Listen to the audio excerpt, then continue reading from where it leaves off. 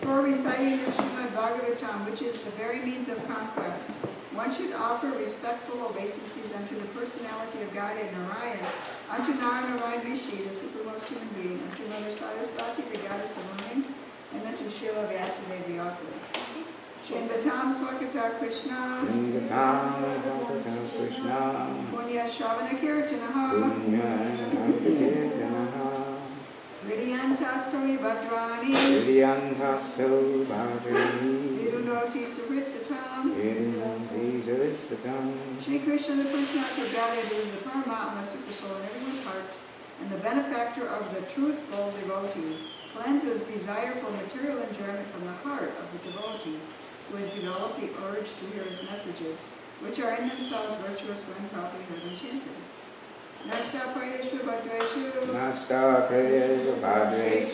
Nityam Bhagavata Sevaya Bhagavati Uttamastloke Bhakti Bhagavati. By regular attendance in classes on the Bhagavatam and by rendering service to the pure devotee, all that is troublesome to the heart is almost completely destroyed, and loving service unto the personality of Godhead, who is praised with transcendental songs, is established as an irrevocable fact. So we have a reading from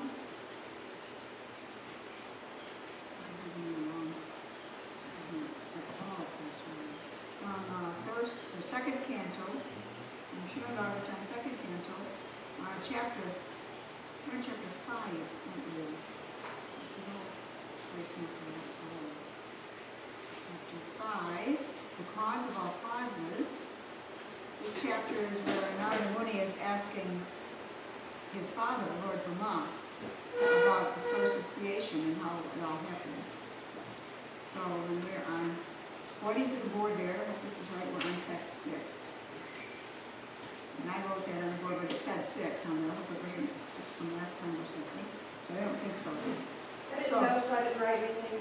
Huh? I wasn't sure what the next verse was. Yeah, so I just took a guess and hoped. And nobody has protested yet, so. So text 6. Naham Veda Param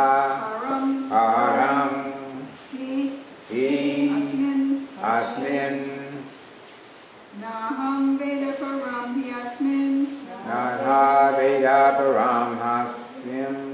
And now when to get the rhythm right, the He and the Asmin run together. Hyasmin. That way you're supposed to run them together and then the beat turns out right.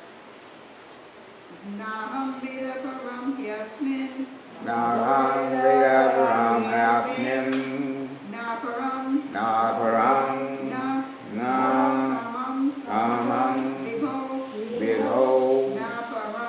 Samam Vibho. Vivo, Naparam Nasamam Vivo, Nama, Nama, Rupa, Rupa, Gunai, Gunai, Bhavyam, Bhavyam, Nama Rupa Gunai Bhavyam, Nama Rupa Gunai, Sat, Sat, Asat, Asat, Kinchid, Kinchit, Anyataha, Anyataha, Sarasat Kinchid Anyataha, Sarasat Kinchira, Naham Veda Param Yasmin, Na Param Na Samam Vivo, Nama Rupa Gunai Bhavyam, Nama Rupa Gunai, Sarasat Kinchid Anyataha, Sarasat Kinchira, Naham Veda Param Yasmin, Naham Veda Param Yasmin, Na Param Na Samam Vivo, Naparam Nasamam Viho, Nama Rupa Gunai Bhavyam, Nama Rupa Gunai, Sarasat Kinchid Anyataha, Sarasat Kinchira, Naham Veda Param Yasmin, Naham Veda Param Yasmin, Na Param Na Samam Vivo, Naparam Nasamam Viho, Nama Rupa Gunai Bhavyam, Nama Rupa Gunai, Sarasat Kinchid Anyataha, Sarasat Kinchira, please chant. Naham Veda Param Yasmin, Naparam Nasamam Viho, Nama Rupa Gunai Bhavyam, Sarasat Chat Kinchat Anyayataha, Naham Veda Param Yasmin, Naham Veda Param Yasmin, Naparam Nasamam Viho, Naparam Nasamam Viho, Nama Rupa Gunai Bhavyam, Nama Rupa Gunai Bhavyam, Sat Asat Kinchit Anivataha, Sarachit Chan Naham Veda Param Yasmin, Naparam Nasamam Viho, Nama Rupa Gunai Bhavyam, Sarasat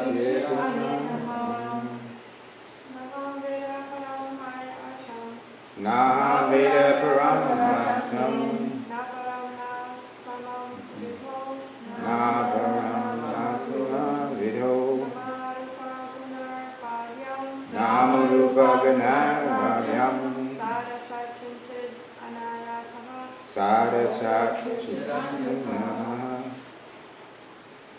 Namam Veda Param Yasmin, Nama Veda Param Yasmin, Naparam Nasamam Vivo, Naparam Nasamam Viho, Nama Rupa Gunai Bhavyam, Nama Rupa Gunai Bhavyam, Sarasat Kinchid Anyataha, Sarasat Kinchira,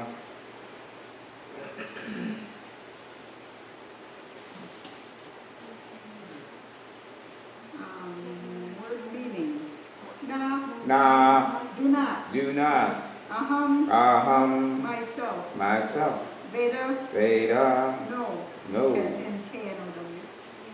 Param, Param, superior. superior, He, he, for, Asmin, in Asmin, this world. in this world, Na, Na, neither. neither, Aparam, Aparam, inferior. inferior, Na, Na, nor. nor, Samam, Samam, equal. equal, Vibho, Vibho, great one.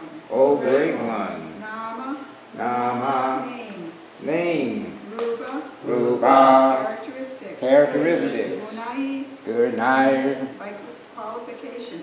by qualification, Bhavyam, Bhavyam, all that is created. all that is created, Sat, Sat, eternal. eternal, Asat, Asat, temporary. temporary, Kinchit, Kinchit, or anything like that. or anything like that. anyataha, anyataha, from any other source. from any other source. Translation purport by His Divine Grace A.C. Bhaktivedanta Swami Srila Prabhupada. Jai Srila Prabhupada. Whatever we can understand by the nomenclature, characteristics, and features of a particular thing, superior, inferior, or equal, eternal, or temporary, is not created from any source other than that of your Lordship, thou so great. Repeat. Whatever we can understand, by the nomenclature, nomenclature, right? They say am I saying the wrong nomenclature? Whatever it is. Characteristics and features of a particular thing. Superior, inferior, or equal, eternal or temporary, is not created from any source other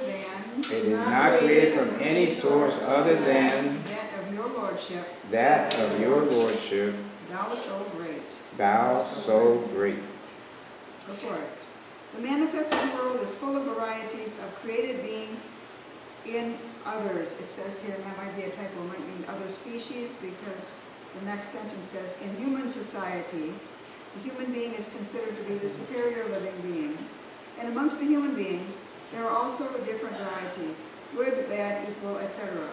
But Narada Muni took for granted that none of them has any source of generation besides his father, Brahmaji. Therefore, he wanted to know all about them from Lord Brahma.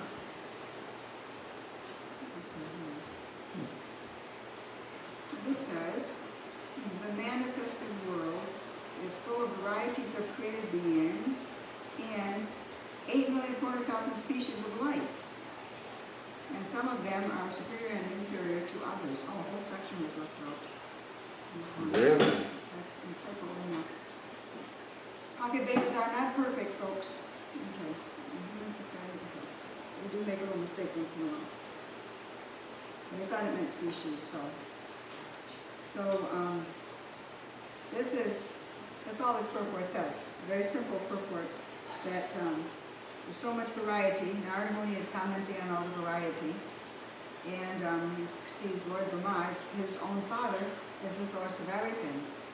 And in a practical sense, that's true, because Lord Brahma was born first on the lotus. And because of him, he organized the creation of the planets. He didn't create the materials the planets were made from. In fact, the creation is never made out of nothing.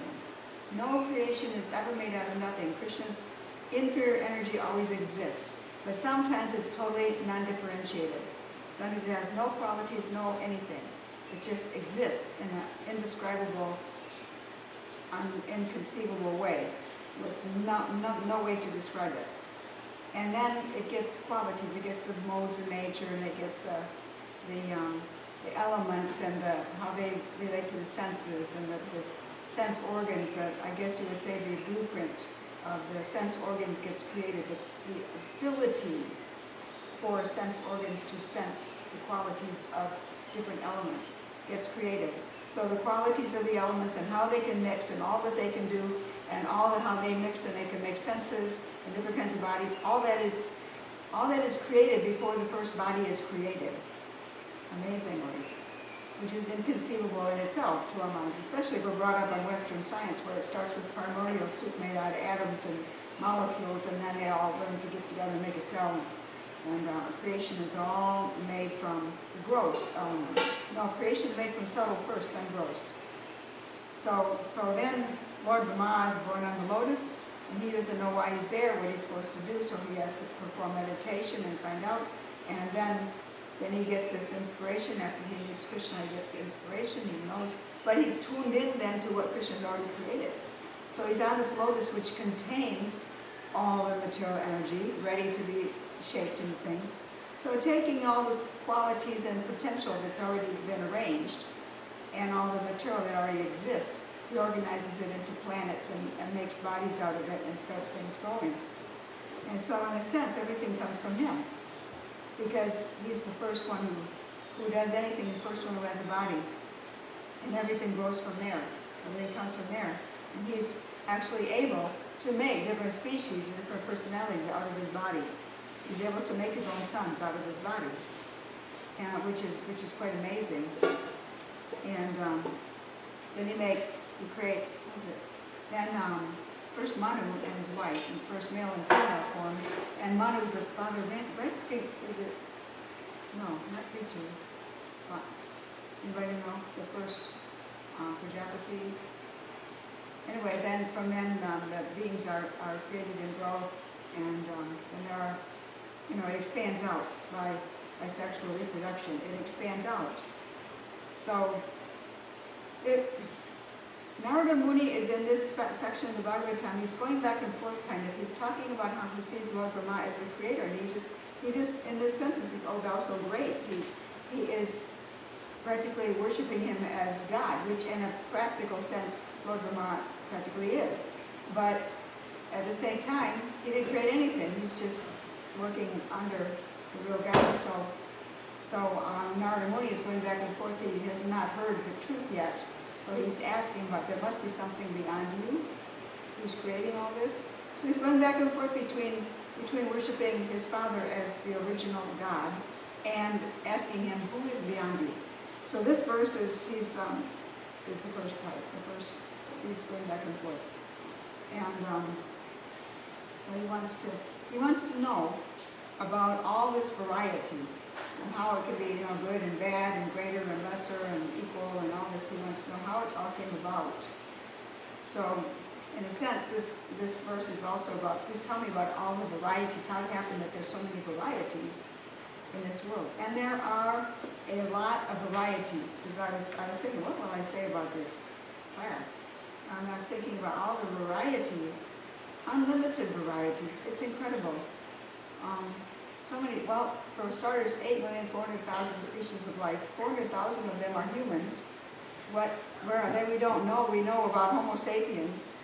And unless the word species is used in more different ways, like different types of Homo sapiens, or not maybe, because there are different types of people. Or if it means Homo sapiens, and on other planets there are so many others. Can't tell what that means. But we know that there are demigods and Gandharvas and beings from subterranean heavenly planets and so on that are humans. There's so many different kinds of humans listed, but not 400,000 listed. So I don't know what they are. But anyway, varieties of humans. Can you just say like that? Yeah. Well, I mean, Prabhupada did mention there are different varieties of human species right here. The parrots are different than, say the European star. So then the word species doesn't mean strictly only how scientists say it. Anyway, I don't know how scientists say it, but I know how Prabhupada said that these are different species of human beings. Then also there's, if you look into, I think maybe it's probably in Zayatri, some of Siddhartha Buddha's classes, he gives a really elaborate description of just right above us, 800 miles above us. I think it's not the Kinaras or the Kinaras, or there's several planets, right? And each one of them, and they're human species, but in some cases they're very subtle, more subtle than almost ghost-like, but they're not considered ghosts. But then there are planets that are ghosts, and they're also considered human species. So he gets into the weeds. He's had it.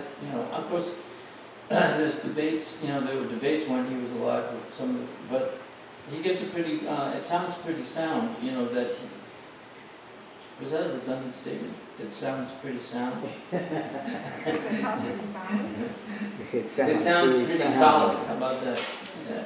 Even though they're subtle. I would love to thank you for that. Anyway, I was just interjecting that little point. Yeah, thank you. Yeah, so the scientists call all human beings on Earth Homo sapiens because they have a certain definition of species. And sometimes in Prabhupada's books, in the Vedas, the words have a different, like the word element. We have the periodic chart of elements. I have about 90 some or something, maybe more now. Elements that are of different kinds of atoms with different numbers of protons and electrons. And human species are It's got to do with genetics and what can interbreed and where the genetics match. And I don't know exactly how they decide, but somehow they've decided that all humans are Homo sapiens on this planet, and we used to have Neanderthals and Cro-Magnon, but now we have only Homo sapiens. So that's only 3, and that's how scientists are recognizing by the word species. But then there are so many different varieties. So in the word element is used to describe there are 8 material elements, not 90 some 8. And of course within those groupings there are different kinds of atoms. So it's not saying it's not true, but just different use of the words. Yeah. Yeah, I understand what you're saying. There's different uses of the words. Yeah. And like when I was taking science in school, they would always say like, you know what a species is when the things in that group can mate and have offspring. So like, They're the same. yeah, like I would think that, I mean, in my brain, all those 400,000 species they're talking about probably could produce offspring if they made it. But so I think it's a different use of that word. But can the offsprings produce offsprings? Like a horse and a donkey. Or make a mule. But Right, a mule can't. Yeah, that's what I mean, that then their offspring should be able to also. Yeah. Because it wouldn't be different, like a horse and But mule. I heard Prabhupada say like Chinese, Arabs, Yes. the African, they're all different. He considered them sections of human species. Something just came to me. We have 8,400,000 species. 8 million is non-humans. We call human beings a species, but there are 400,000 species of human beings. So the word has changed, just like you say. It becomes like race and family type and Right, nationality yeah. type of stuff. Yeah. And some are more subtle. Even then, I think what he was talking about, the reptilian, Those reptilian guys that we don't know. yeah, exist. so, The Klingons. The Klingons and yeah. those reptilians that some people say, the conspiracy Lion people say exist, they can shapeshift. So maybe they do. Or maybe they're just staying shapeshifted as But humans. I also, this is kind of on the subject, but I found this, it just seems a little bit related, but I just heard someone talking about some movie that's coming out, and it's completely in my, but they were saying that, it's about people that have been in space, and when they come back, they're different. Oh. And their experience is different. It's hard for them to relate to people. This is a psychological thing that they're noticing. And that one fellow that went up there that has a twin brother, the twin brother was He's married talking to about the a astronauts congresswoman. in the Yeah, space station. Yeah. and he was married to a Shire. congresswoman. Yeah. So when the twin brother came back, his DNA had actually changed. He was no longer an identical twin. Whoa.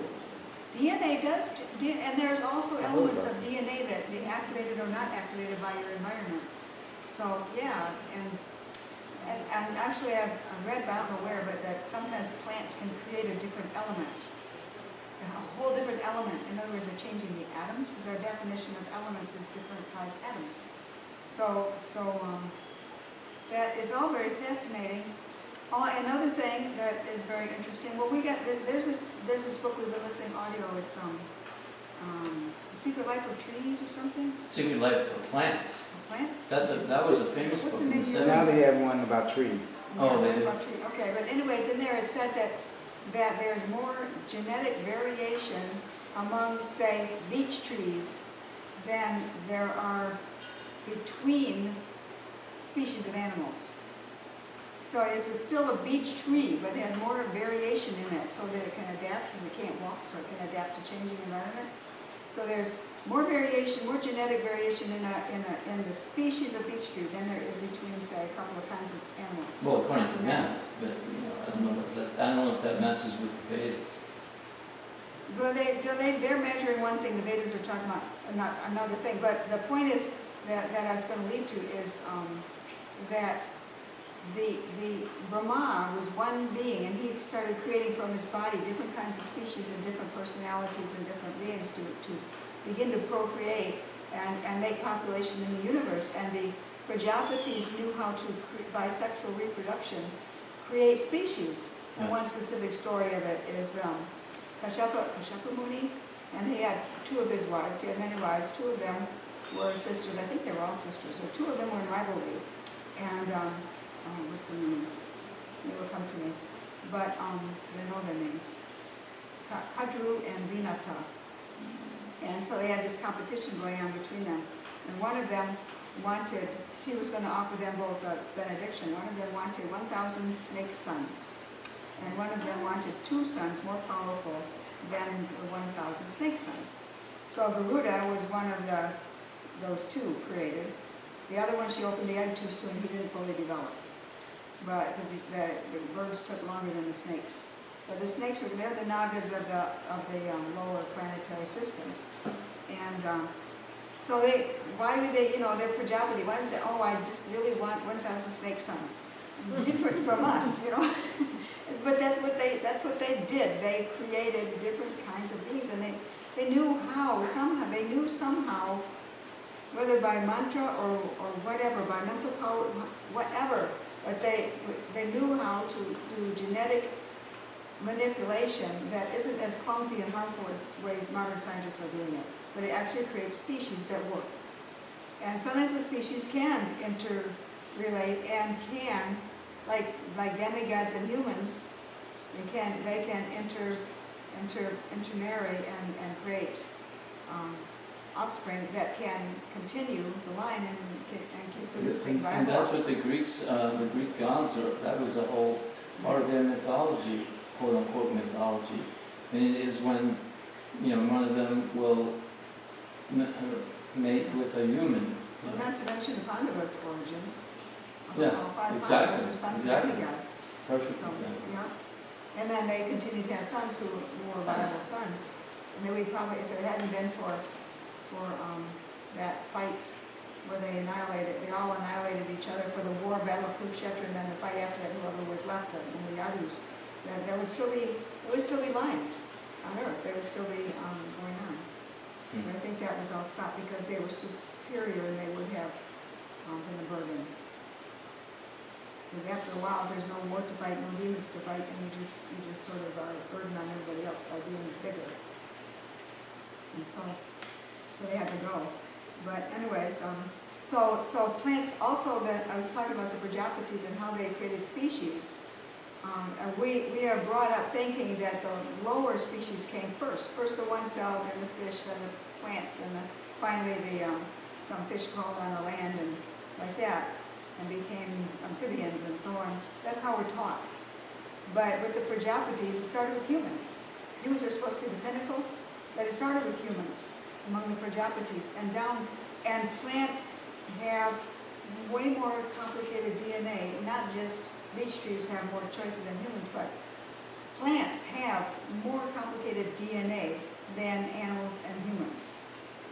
And you would think that the pinnacle of what we're still subconsciously accustomed to thinking, that humans are the pinnacle, that by now would have got real complicated because we have complicated brains and we can understand so many things. But actually, human genetics are similar than plants. And plants just produce, by their bodies, they produce all these different healing chemicals and all this. And they have chemical ways of communicating, and so plants are actually very complex. So, and plants started with humans, and then they produced lower and lower. So it got more complicated, perhaps. Perhaps that's why it's more complicated. That's my guess. But anyways, all of this was varieties. Talking about varieties, and all of this came from Lord Brahma. But here in this verse, Narada Muni is like honoring Brahma as knowing everything. And in a previous verse, he said, it's all within your grasp like a walnut. Well, we can hold a walnut in our hands, and we don't know everything about that walnut. So still, Narada Muni is still questioning that there must be somebody beyond you. So it would be, I thought of a mundane example, like if you take Steve Jobs, he started Apple, okay?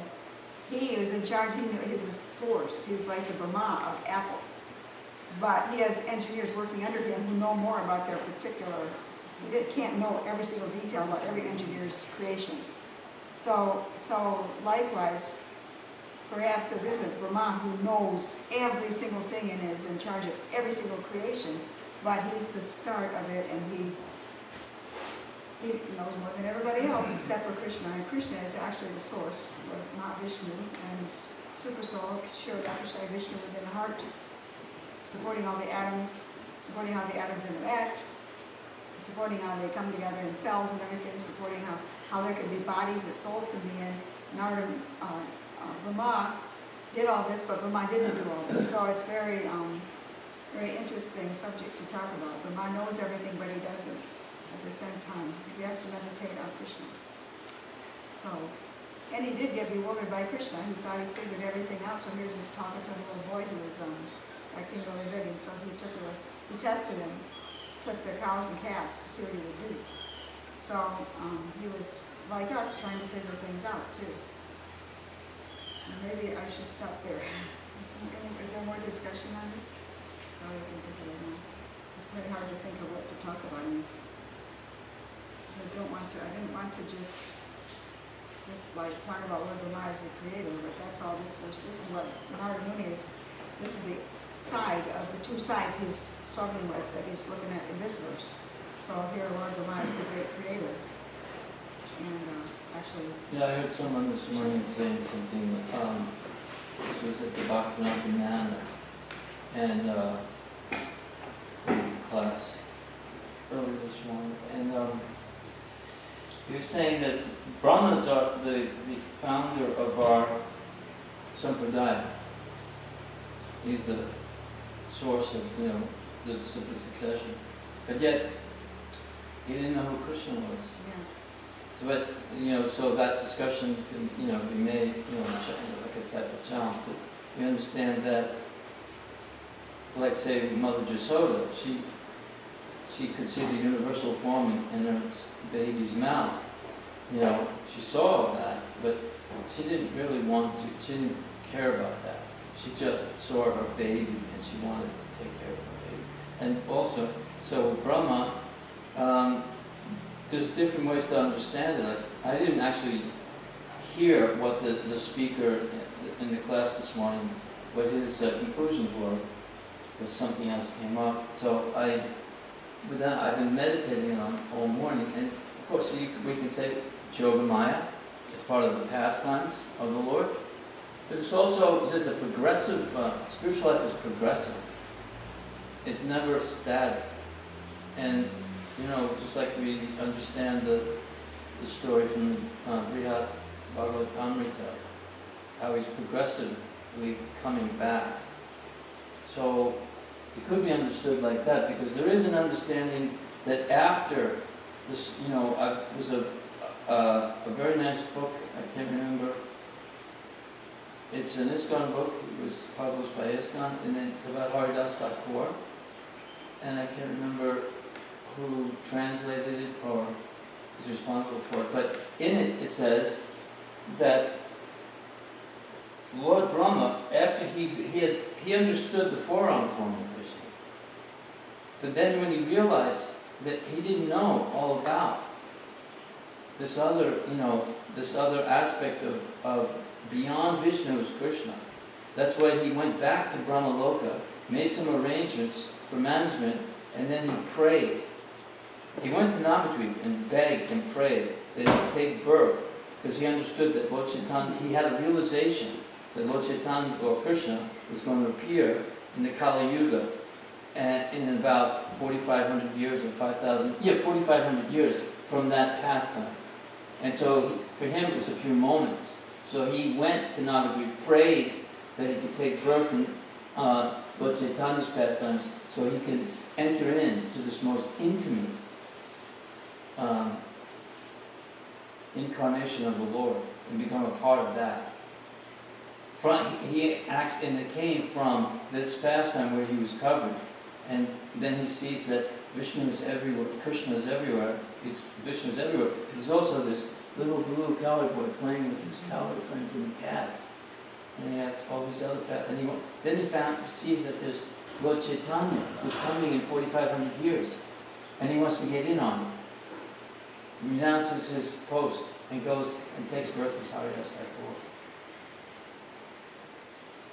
There's more to it than that. I'm not an authority. I'm just explaining the surface and I just only have a surface understanding of it. There's always more and more and more. Yeah, it's progressive. Yeah. Even though Vishnu is non-different from Krishna and an expansion from Krishna and not a separated expansion like we are, still he wanted to see Krishna. So he made an arrangement. He took some babies so that Arjuna would have to come and get them. Yeah. And Krishna would have to help him because Arjuna couldn't do it by himself. So that way he could see Krishna. The Lord Vishnu wanted to see Krishna. He actually wanted to see Narayan. That's what he says. Oh, okay. Narayan is Arjuna Right, and Arjuna and Krishna. Mhm. that's what he states. He says, I want to see Narayan. That one I don't understand. Why he wants to see Narayana? No, I can understand that, but what does that mean that Arjuna and Krishna are Narayan? Well, yeah. I just read recently about in the 12th canto, and yep, there are two. And sometimes Yeah, it's described as almost Narayana and Rishi. It's almost like it's one person, and then No, it's confusing, but it's two. Nara means human, Narayan. Yeah. And but Rishi sounds like a single. But anyways, I was confused for a long time, but then I read it. It's clearly two. And well, actually, Arjuna can be. Isn't he Vishaka or something too? I mean, they can be. Oh, yeah. They can be more than one. Oh yeah, relationship. there are multiple roles that play. And they're higher than us. That we can only have. We can have. If a jiva soul can expand 8 times or 9 times or something, then we could possibly have 9 relationships going on at once, as long as they're in sync with each other. Somehow we move somehow or something. But in the spiritual world, but those great souls, they can have more than that. And Krishna's available. It's not like you have to spend billions and trillions of years waiting in lines up in the spiritual world. I'm here, but I'm not going to see Krishna for a long time. There's only one Krishna and trillions and billions of us. No, because you always get to see Krishna. That means he's always expanded, just like he was with his wives. He's always expanded.